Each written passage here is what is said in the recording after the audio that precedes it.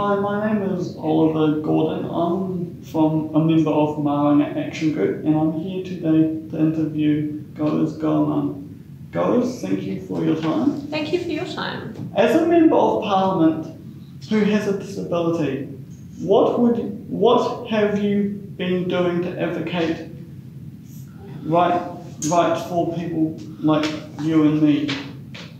Yeah, well, the most recent thing has been our COVID-19 response, where it became really important for all of our communities to think about us, those of us with chronic illness or disability, and to protect us.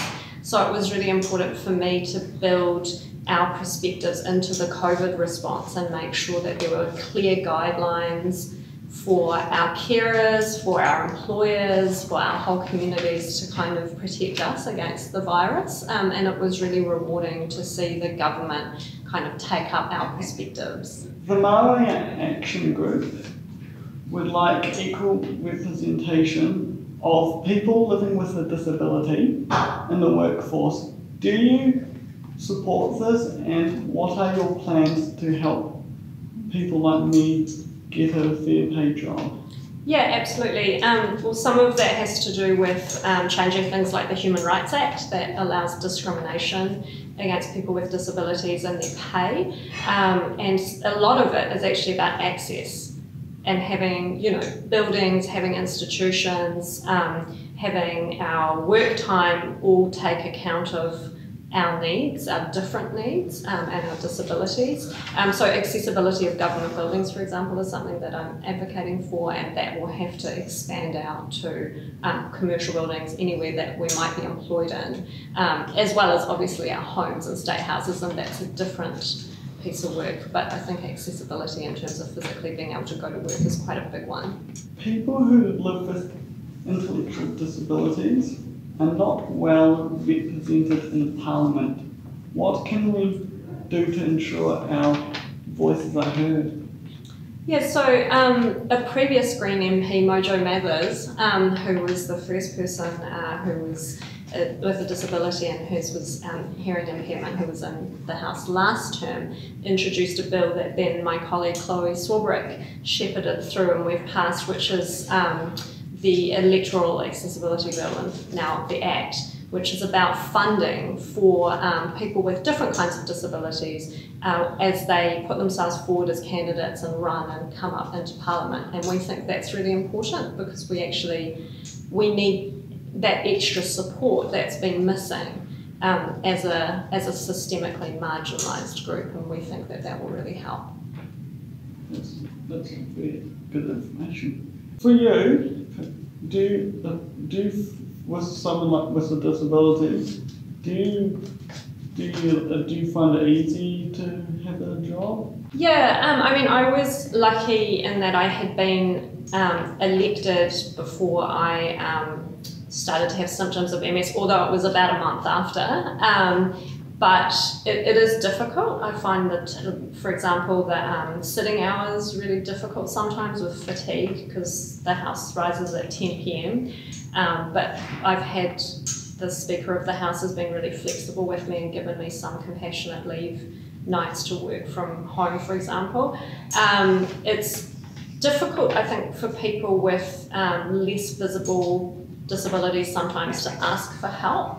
And also that there's that fear that when we reveal our disabilities that we'll be taken less seriously as someone in the workplace, and so we get written off. So I realised that as I talked more and more to my MS community, and that's why I decided to go public with it, to kind of be one story, one example of someone who is in the workplace and can do it with some help. Thank you for your time. Yeah, thank you for your great questions. Now I'm going to hand over to my friend Matt Henderson, who would like to ask some questions. Great, thank you. Hi, I'm Matthew and I'm interviewing about MS. I want to be an advocate for people living with MS, but I don't have a damn platform like you. How can I make a difference? I think that we all can make a difference by listening to each other, asking questions, and then then supporting the person with what they say they need. Yeah, So I've found the biggest challenge for people with MS is that most people around them don't know much about MS and how to support them. Yeah, because we didn't know about it. My parents and I did not know about it before I got diagnosed. We didn't even know what it was. Yeah, exactly. So we face those kind of barriers, but I think listening and helping if the person asks you to is the best thing. Yeah. How has being diagnosed with MS changed your life? It took a long time for me to get my head around going to the doctor all the time, and so it's changed my life in that I have, you know, hospital visits regularly, blood tests. I'm more vulnerable to all other types of infections. Yeah, same with me. I've got to go to the hospital every 6 weeks. Yeah, so we get injections a lot more, we get blood tests a lot more, we get scans.